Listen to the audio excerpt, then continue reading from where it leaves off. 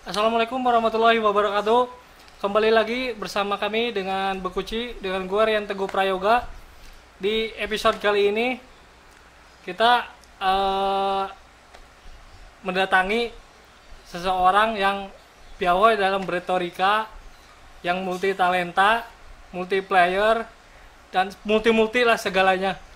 Biar nggak penasaran apa yang saya sebutkan tadi mengenai multi, kita langsung aja ngobrol aja. The one and only, siapa lagi ulang? Triwibowo. Wes. Mas Bow. Kalau saya sih manggilnya Mas Bow ya gue. Yoi. Mas Bow. Tadinya Mas Bowo itu kan 2 kali tarikan napas nih. Kalau Mas Bow kan sekali Mas Bow gitu. Tapi kalau pengen multi harus berkali-kali napas, coy. Berkali-kali. Iya. Gimana tuh? Multi- Maksud berkali-kali. Multi orgasme, bro. Iya Iya toh. Loh, sekarang apa sih ya? Semuanya bermulti-multi ya. Ya berarti harus semuanya bisa. Tapi kadang kalau orang-orang multi itu ada satu titik yang kadang nggak tercapai semuanya, bro. Maksudnya? Gitu. Iya, orang yang multi talent tuh semuanya kan berbakat, tapi terkadang hanya kurang bisa ditemukan kemahirannya itu di mana, karena semuanya anggapnya bisa gitu. Titik temunya, titik temu dia Betul. sebetulnya. Tapi enaknya orang multi talent lah ya, atau multi apapun itu enak diajak diskusi karena semuanya bisa ngobrol, memahami gitu ya. Hal-hal yang istilahnya di luar dari kebiasaannya itu banyak pilihannya. Cuma pilihannya. terkadang kelemahannya orang-orang yang multi talent seperti itu tuh ada salah satu yang kadang kurang bisa menonjol. Tapi sih itu hanya beberapa lah. Tapi yang multi talent seperti artis banyak itu kan memang hebat-hebat sih. Betul. Intinya harus tekun sih. Tapi kalau gua tadi ngobrol masalah piawai dalam beretorika, itu setuju nggak sih? Piawai dalam berbicara gitu. Buset. Atau itu emang dari lahirnya begitu, atau karena mungkin bidang yang digelutinya seperti itu? Ya sebenarnya apa ya? Ya karena kita terbiasa ya. Seperti di tempat kita berkumpul, bersosialisasi gitu kan banyak orang. Jadi mau nggak mau memang harus sering komunikasi. Komunikasi kan memang harus ya banyak ngobrol lah, banyak ketemu temen dan sebagainya gitu. Kalau kesibukannya sendiri Mas Bowo apa sih? Ya kita sih kuliah aja, Pak. Karena dulu pernah jadi MC katanya, Ya. pernah jadi IO. Ya memang apa ya, karena jujur sih kita dulu memang waktu zaman sekolah ya sampai dengan sekarang lah sebenarnya seneng yang namanya organisasi. Kalau boleh saya cerita di sini, saya dulu aktivis di Aktivis. iya di itu apa, Bidang apa? yang bajunya coklat-coklat itu apa tuh namanya tuh? Pramuka. Iya betul bro. Pramuka. Iya, jadi kita memang di Pramuka ya itu sih menurut saya wadah yang tepat ya untuk kita bisa ngembangin atau beraktualisasi diri lah gitu ya, mengembangkan bakat, menentukan bakat, minat dan sebagainya itu ya di organisasi itu. Alhamdulillah gitu, saya berkecimpung di Pramuka itu tidak ada ruginya bro. Sampai sekarang nikmatnya luar biasa. Ini saya jadi bercerita nih. Ya boleh. Saya aktif dari kecil, dari siaga, tatanan siaga itu sudah mulai aktif berkemah ya, jauh dari orang tua gitu kan, dilatih sejak kecil. Itu untuk apa? Ternyata memang manfaatnya ya saat ini. Dulu ketika masih aktif, pembina saya, senior saya mengatakan bahwa jangan pernah menikmati hasilmu pada saat ini, tapi nanti lihat ke depan. Yang namanya berorganisasi itu nanti ke depan kamu akan merasakan, oh iya ya, dulu itu dilatih berkumpul 10 orang ya kan, saling apa istilahnya, saling membantu, saling melengkapi. Ternyata ini saat ini bro. Nah itulah saya sih merasa di Pramuka itu saya tidak rugi lah ikut organisasi Pramuka. Bahkan nih ya, saya menemukan tambatan hati itu di Pramuka coy. Iya. Ini Saya kata. Iya, mana ada. Iya bro. Jadi memang apa ya? Jadi pohon kelapa itu kan harapannya apa sih ya? Itu memang Filosofinya. luar biasa banget nih ya. Ini yang gua tahu aja, nih sih nggak lengkap amat ya karena gua bukan mahirnya dan sebagainya. Pohon kelapa itu tumbuh di mana-mana bro. tunggu di mana-mana. Iya, lu lihat nggak, jadi dari cikalnya ya kan bisa tumbuh dimanapun, mau di tanah yang gunung kayak, mau di pantai kayak, mau di mana itu tumbuh. Filosofinya apa? Filosofinya, wih ini belibet ini ya. Jangan minum dulu. Aduh, ya. Saya lanjut ya, tadi sampai mana ya tadi ya? Sampai ke filosofinya ya kan, bahwa manusia itu kita mencontoh seperti pohon kelapa, dapat tumbuh di mana-mana. Artinya beradaptasinya cepat. Jadi seorang pramuka itu bisa beradaptasi cepat, mau di posisi apapun, mau di lingkungan apapun, pramuka atau pohon kelapa itu bisa tumbuh, bro. Harapannya gitu kita. Nah, alhamdulillah memang benar. Saya rasakan, saya mencoba, ya itu memang mengalir aja sih ya, kehidupannya mengalir aja ya, karena saya kan asli dari Banyumas nih. Banyumas. Ya, merantau lah istilahnya ke sini kan, ke Cikampek ya kan, di Kerawang. Ini boleh nggak sih nyebut? Boleh, bebas. Ya bebas ya.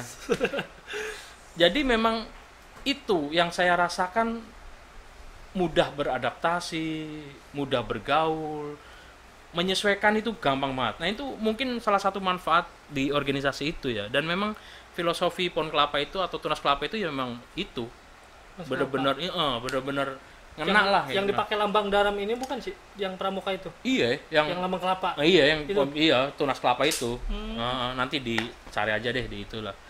Itu, dan memang di pramuka itu banyak banget tuh seluruh elemen ilmu apa ya kan, minat bakat, pengembangan diri. Kalau dulu kerennya itu namanya karakter building gitu ya, pembentukan karakter lah ya. Karakter building ya, karakter building ya, istilah baru ya. Ya, jadi di pramuka itu memang apa ya, ini jadi ngobrolin pramuka ya, apa ya. Jadi itu memang ngebentuk jiwa-jiwa manusia, dan ini jiwa-jiwa manusia tepat banget gitu ya, pendidikan tepat coy. Tapi kalau pramuka itu identik dengan alamnya, selalu identik dengan alam apa enggak? Yes, jadi kasarnya gini, dulu kalau belajar di ruangan terus ya, pramuka memberikan pilihan lain, bro. Jadi learning by doing ya kan, belajar sambil melakukan di alam, di bawah pohon. Itu kan dulu kalau nggak salah siapa ya yang dulu ngajar kayak gitu, zaman-zaman di pewayangan kan ada tuh. Kalau ngajar panditonya, ini muridnya ada di depannya di bawah pohon. Itu lebih enak. Mendirikan tenda aja itu akan memunculkan karakter orang masing-masing. Diriin tenda loh coy. Diriin tenda. Itu hal yang simple. Kan kalau di pramuka ada Trisatya, ada Darsa Dharma gitulah ya. Betul. Nah itu kental lah, kalau itu dari kecil sudah menerapkan ya insya Allah sih hidupnya lurus-lurus ya. Walaupun belok akan balik lagi lah, lurus lagi gitu. Itu diriin tenda aja kelihatan mana anak yang egois, mana anak yang istilahnya, sorry bro kalau istilah sekarang, bos sama leader kan beda katanya gitu ya. Betul. Nah itu kan kelihatan banget mana yang istilahnya hanya tunjuk-tunjuk aja gitu kan. Iya kan, kalau leader kan sukanya ngajak coy. Kalau bos kan nunjukkan gitu kan istilahnya, gampangannya. Nah itu dari mendirikan tenda aja luar biasa gitu. Itu yang saya alami ya, kehidupan saya hingga saat ini ya, memang tidak terlepas dari organisasi yang saya cintain itu. Pramuka. Dan itu satu-satunya organisasi bukan politik loh ya. Bukan politik. Yes. Bukan politik. Kepanduan lah kalau dulu, zaman dulu. Kalau di jenjang pendidikan pramuka itu mulai sejak kapan diajarkan? Kalau pramuka sebenarnya dari siaga ya, tatanan siaga, penggalang, pandega, penegak gitu ya, penegak, pandega gitu sampai ke pembina. Dari kelas SD aja sudah, kelas 1 lah. Maksudnya itu udah masuk ke kegiatan formal, pendidikan formal, atau di luar itu atau ekstrakurikuler? Ekstrakurikuler. Iya, betul. Itu sih dulu ya, seperti ya? itu. Nah, dari pramuka itu kan dilatih tuh harus bisa menunjukkan bakatnya. Ada satu event yang namanya Satu Regu harus nampilin seni budaya. Wah, kan. Seni budaya. Mau nggak mau jadi belajar kan, jadi mempelajari seni budaya Indonesia apa saja. Jadi bakatnya muncul dari pramuka. Betul. Ada lagi pramuka tali temali tuh, mountaineering ya kan, atau pioneering. Nah, mountaineering itu yang panjat gunung atau lain sebagainya ya, climbing dan sebagainya. Pioneering itu yang tali temari, ya kan. Ada simpul mati, simpul hidup. Itu di pramuka diajarin, coy. Di pramuka diajarin. Dan itu akan bermanfaat. Bermanfaat di kemudian hari. Di kemudian hari. Memang pembina kita dulu mengatakan jangan rasakan hari ini kamu ikut organisasi ini, tapi nanti. Nyatanya benar. Saya sih baru umur ya seginilah, masih umur 17 tahun bro gitu. 17 tahun udah ini kak, boleh nggak? Boleh ya, boleh ya, boleh ya. Nah itu istilahnya apa ya? Ya baru bisa merasakan itu. Oh iya bener ya dulu. Oh iya bener ya. Jauh dari orang tua itu ada hikmahnya lah gitu. Ikut pramuka dulu sering persami gitu ya. Jauh dari orang tua. Ya ini manfaatnya bener juga. Ketika merantau kan jauh dari orang tua kan. Kayak ente kan jauh dari orang tua, merantau. Nah, jadi lebih semangat. Itu sih. Terus di pramuka itu kan tadi kegiatan seni misalnya suruh munculin ya kan, mau nggak mau jadi belajar. Paling penting nih bahwa kita itu harus belajar yang namanya kepercayaan diri. Pede, tampil di depan. Nggak semua orang tuh bisa ngomong di depan ya kan, tampil di depan. Kalau nggak belajar, makanya di pramuka dulu dipaksa satu-satu tuh memperkenalkan diri. Maksudnya apa? Yaitu tadi untuk bisa anak ini belajar tampil di depan, berani tampil di depan. Dulu saya ingat banget tuh ya, pembina kita tuh ngajarin ketika ditanya bawa mana, tunjuk tangan aja bagus banget tuh di pramuka. Begini bro, tangannya gini bro. Tunjuk tangan gimana? Kan biasanya gini, saya bu guru atau saya pembina ya kan kayak gini toh. Tidak, kalau di pramuka kayak gini tuh. Ini luar biasa, menurut saya itu lebih kewibawaannya lebih mantep nih kayak gini ya kan, ketimbang kayak gini. Iya gitu. Ini bukan politik loh ya. Awas loh ya, ini bagus nih karena kelihatan ketika ditunjuk gini gitu, jawabnya gini gitu tuh beda lah. Itu dari hal kecil lah. Di pramuka itu yang saya terima banyak, itu pendidikan yang saya terima di luar pendidikan yang formal. Formalnya ya oke, ekskulnya ya oke. Kan kalau masih muda atau masih umuran sekolah SD harus semuanya dicoba. Biar apa? Biar nanti ketika terjun di masyarakat, terjun di lingkungan sosial, sudah bisa menentukan saya ini mau jadi apa. Kalau semuanya sudah dicoba kan, oh pernah merasakan, tapi yang positif ya. Gitu, Bray. Berarti salah satunya dari pramuka itu bisa membangkitkan bakat-bakat. Betul. Nah, makanya sampai sekarang saya sendiri kadang disuruh jadi MC atau memimpin acara, yaitu hanya menurut saya pembiasaan gitu, kebiasaan yang bisa dulu pernah. Terbiasa. Iya, gitu. Jadinya ya ini. Nah, dulu memang ketika sudah selesai kuliah, saya coba sama teman-teman sih bikin IO kayak gitu tuh. Nah iya ya, bentuk aktualisasi diri gitu. Terus kalau misalkan Mas Wo sendiri yang ilmu seperti IO, seperti MC itu awalnya gimana sih tiba-tiba? Ya itu karena di organisasi itulah saya banyak belajar mau nggak mau. Ini cerita lucu sih, dulu waktu awal kali di event organizer kan memang saya bikin namanya outbound management training. Apa itu? Ya, jadi dulu itu kan tahun berapa ya? Tahun 2000 kan masih booming lah untuk hal-hal outbound tuh. Kegiatan outbound. Sebenarnya di pramuka sudah ada tuh outbound tuh. Ya kan, ya yang kegiatan permainan-permainan seperti itu yang ngebangun tentang tim, ya kan, bagaimana hubungan satu pekerja atau satu karyawan dengan karyawan lain. Itu kan ada di outbound itu tuh. Dulu saya modal nekat terus terang aja nih. Waktu booming-boomingnya outbound itu, saya sengaja istilahnya searching di Google lah, apa sih outbound management training tuh, saya pelajari setiap permainannya, oh ini filosofinya. Dan itu klien-klien saya luar biasa, mereka ada yang direktur, mereka nggak tahu saya lulusan apa waktu itu. Bener, itu karena modal nekat. Ini yang memang ilmunya itu apa, segala sesuatu kalau nggak kita paksa nggak akan tahu hasilnya apa. Makanya coba dulu aja, coba bener. Iya, waktu itu saya bikin klien kita dari perusahaan A lah ya misalnya itu ya. Kita bikin, kita hanya 5 orang sih waktu itu sih. Ada yang leadernya, ada yang sebagai konseptornya, ya penjabaran filosofinya, ada sebagai teknisinya, perlengkapannya gitu ya, ada yang marketingnya, itulah istilahnya itu. Itu adan bro, nggak apa-apa bro. Oke, kita lanjutan. Tadi ada adan sebentar. Jadi sampai mana tadi Mas Bo? Ya. Ya tadi kita hanya 5 orang ya di IO itu. Itu memang istilahnya IO iseng-iseng gitu ya. Tapi secara legalitas kita legal karena satu temen dia punya akte pendirian itu CV PT gitu ya. Oh gitu. Iya, kita ada. Kita dulu namanya Skyline Adventure Team. Oh gitu. Iya, Itu IO-nya. waktu di mana? Daerah mana? Di Purwokerto dulu. Dulu tuh awal-awal boomingnya paintball tuh, airsoft gun. Oh iya, betul.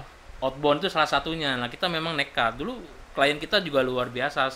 Banyak lah dari perusahaan-perusahaan. Nah, itu yang tadi saya cerita modal nekat. Karena basic kami bukan basic seperti itu, tapi kami hanya ambil ilmu dari pramuka yang kita dulu pernah belajar bareng gitu ya. Memang 5 orang ini kita semuanya aktivis pramuka juga. Sekarang sudah ada yang jadi perwira di Angkatan Laut, ya kan, ada yang jadi teknisi di salah satu perusahaan besar lah gitu, ada lah gitu ya. Memang pada minat-minat bakatnya itu dulu. Saya di depan ya kan jadi instrukturnya para peserta dulu itu. Mereka udah pada gede-gede jabatannya, coy. Mereka nggak gitu. tahu, iya posisi saya waktu itu baru lulus kasarannya. Langsung MC gitu. Langsung saya nekat untuk apa istilahnya ngatur kegiatan itu gitu ya. Bayangin kalau mereka nekat betul. Bayangin kalau mereka bertanya, "Bapak dulu lulusan apa?" Mampus saya gitu dulu tuh ya. Tapi saya mencoba untuk ya istilahnya profesional lah. Saya menjabarkan dari apa yang saya pahami dan itu ternyata belajarnya saya dari internet, coy. Dari internet itu modal nekat. Awal mulanya diajak apa memang? Enggak, memang kita ini ya sepakat bareng-bareng. Tim, ya. Iya. Jadi kepengen ngembangin nih. Pramuka kan dulu ya kayak gitu, takutnya bosen, maka kita kembangin tuh outbound management trainingnya itu. Ternyata memang sekarang booming, coy. Maksudnya sekarang lumayan lah. Nah, kenapa kok sekarang tidak dilanjutkan lagi dulu?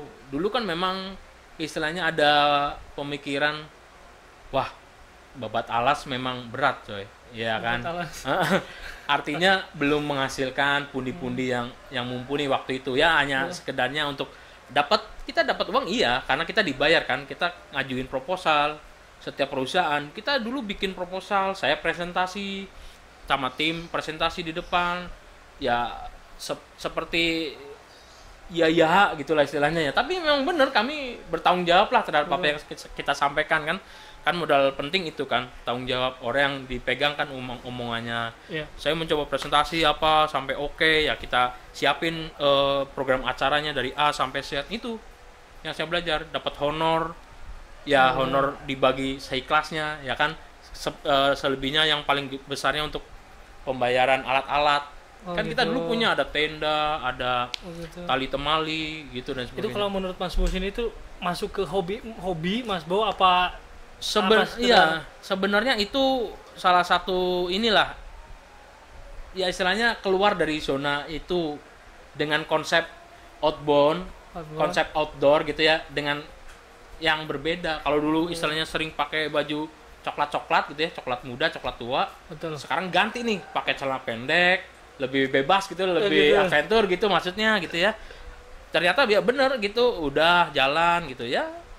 Itu dari hobi sampai ke sebenarnya bentuk ini sih penjajakan diri sebenarnya, membuktikan gitu kita sanggup nggak sih ngatur segitu banyak orang gitu ya, ngatur level pendidikan mereka udah tinggi ya kan. Kan mimpin jabatan tertentu di satu perusahaan besar kan. Pasti ada level-levelnya kan. Nah kita memang modal nekat, di samping kita ada basic ya dikit-dikit lah gitu ya. Dan kepedean itu, pede lah. Iya, sampaikan segala sesuatunya dengan pede. Dan paling penting, kita itu kalau bisa menyajikan sesuatu tanpa bisa menimbulkan pertanyaan berikutnya. Itu tuh penting tuh. Artinya pamungkas, kita harus nunjukinnya tuh secara maksimal, pamungkas lah ibaratnya. Nah, kalaupun itu sudah masih dikritik ya, terimalah kritikan itu gitu. Ya memang bentuk aktualisasi diri lah. Dulu itu ada istilah di pramuka itu ikhlas bakti bina bangsa. Nah, berbudi bawa laksana kayak gitulah. Dengar cuma lupa lagi. Iya dulu lah setiap pramuka pasti itu. Gimana, Pak? Jadi memang kita itu dulu itu dididik tanpa pamrih kita melakukan sesuatu yang namanya organisasi, ya kan? Betul. Jangan mengharapkan sesuatu, tapi kita apa yang mau kamu kasihkan gitu. Tapi manfaatnya luar biasa. Ini yang nggak dinyana-nyana gitu ya. Merasakannya nanti, oh iya dulu ya di kegiatan organisasi itu pramuka ada manfaatnya saat ini ketika udah punya keluarga, punya anak kayak gitu di dunia kerja. Oh manfaatnya gitu deh. Tiada rotan akar pun jadi. Itu benar-benar istilah yang ngena lah gitu. Nggak menciptakan generasi micin atau cengengan ya. Cengeng gitu. Itu bener loh, bener Cengeng. lah. Cengeng ya istilahnya. Oh kayak gini nggak bisa, sudah menyerah. Kalau dulu enggak, ini nggak bisa, nggak ada tali, cari rotan kayak gitu. Nggak ada rotan ya cari apa lagi yang bisa istilahnya ini. Ternyata berfungsi lah gitu ya. Berguna, tidak cengeng lah istilahnya. Dan gitu. itu semua dari semenjak di pramuka sudah diajarkan. Cuman bagaimana kita bisa mengambilnya mungkin kayak gitu. Iya, positif. Tapi lebih banyak positifnya sih kalau saya lihat ya. Saya percaya itu karena luar biasa lah pendidikan kepanduan ini, sekalipun eskul gitu ya. Eskul ya. Pendidikan pilihan lah ya, itu pilihan di luar dari yang formal, tapi hemat saya good lah. Makanya kan sekarang banyak sekolah-sekolah alam ya kan. Iya, Ya alam, sebenarnya ya. itu basic-basic dari kepanduan itu luar biasa itu.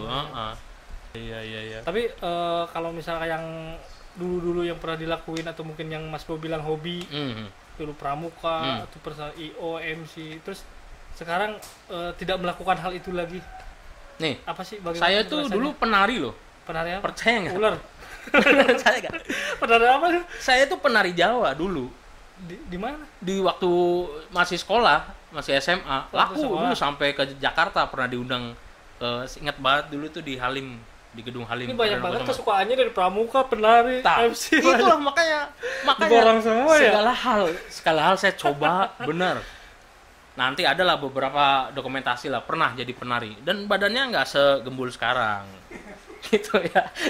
Ya waktu masih laku-lakunya lah gitu ya. Waktu langsing. Nanti ada cuplikannya yang langsing ya? Langsing ada. Itu langsing bukan karena nggak dikasih makan, tapi memang kondisinya waktu itu seperti itu gitu ya. Penari yang lakukan yang itu. Kalau ini paling peran apa? Wayang orang saya main loh dulu, wayang orang. Yang suka. Ya memang saya dunia seni suka. Itu maksudnya di kesenian di sekolah kan, kalau misalkan sekolah SD itu ada kesenian. ada Iya. pelajaran. Di SMA juga seni ya, sampai sekarang juga Tapi itu masuk pendidikan formal kan? Kalau kesenian kan? ada sih pendidikannya kan ada. Kalau nari itu di luar itu? Di luar itu eskul, masuknya eskul. Gitu. Masuknya eskul. Kita dulu latihan sama adalah temen di Purwokerto, sekarang malah jadi pelatih tari anaknya. Pelatih tari. Dulu satu regu saya pramuka nih ya. Saya mau cerita nih. Saya dulu pemimpin regu Garuda Mas tuh, kebanggaan kita di Penggalang namanya dulu. Garuda Penggalang Mas. itu level SLTP. SLTP. Ya, SMP lah waktu itu tuh. Saya sudah pernah ikut Jambore Nasional 96. Tuh. Terus lomba tingkat 4 tingkat Jawa Tengah provinsi. Itu seleksi mau ke luar negeri itu. Kalau dari misalkan pramuka, IO atau MC atau penari itu satu aja yang ditekuni nggak ada ini.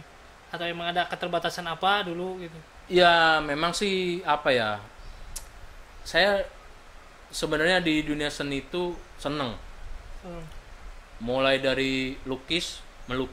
Saya dulu pernah ikut lomba-lomba melukis lah dan juara, ada beberapa piala di rumah Jawa sana ada. Cuma memang karena itu tadi untuk menuju suatu tempat kan butuh ada hantaran, betul nggak? Betul. Hah, benar nggak? Betul. Ada yang mengantarkan, ada yang istilahnya mensupport. Nah barangkali itulah ya karena keterbatasan kami. Karena terus terang apa yang saya lakukan itu belajar sendiri semuanya, otodidak.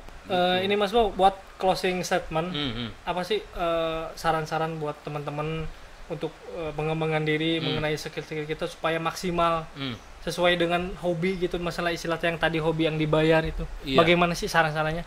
Kalau hemat saya sih hidup yang paling utama, ya ini buat semuanya ya.